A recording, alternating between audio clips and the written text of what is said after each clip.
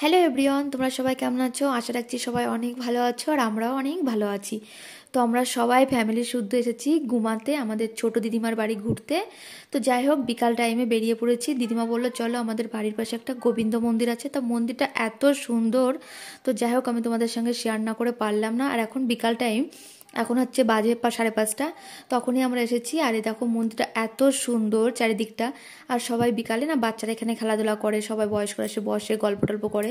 আর এই যে দিদিমার সামনে যাচ্ছে, দেখো মন্দিরটা কত সুন্দর। কিন্তু যাক, এত পরিমাণে গরম ছিল এখানে, মানে প্রচুর পরিমাণে গরম ছিল। তো যাক, মন্দিরটা চারিদিকে একটু তোমাদের দেখানোর চেষ্টা করছি আমি। দেখো কত সুন্দর মন্দিরটা, আমার তো ভীষণই ভালো লেগেছে। তোমরা একটু কমেন্ট করে জানিও কেমন লাগছে মন্দিরটা দেখতে।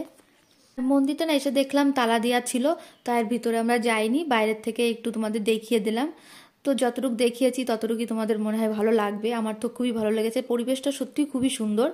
তো আমরা সবাই মিলে এখানে চলে এসেছি। দেখো এখানে দিদি আছে, ভাগ্নেও আছে, আমার ছেলে আছে, মা আছে, দিদিমা এই যে দাঁড়িয়ে আছে। আর এখানে দেখো লোকজনও সবাই বিকাল টাইমে বসে আছে। তো যাই হোক, ভিডিওটা তোমাদের কেমন লাগলো অবশ্যই কমেন্টে জানিও। টাটা।